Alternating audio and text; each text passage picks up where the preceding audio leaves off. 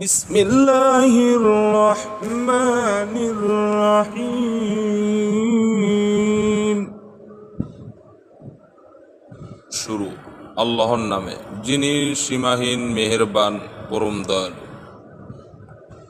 কুল হুয়াল্লাহু আহাদ, আপনি বলুন সেই আল্লাহ এক, অদ্বিতীয়।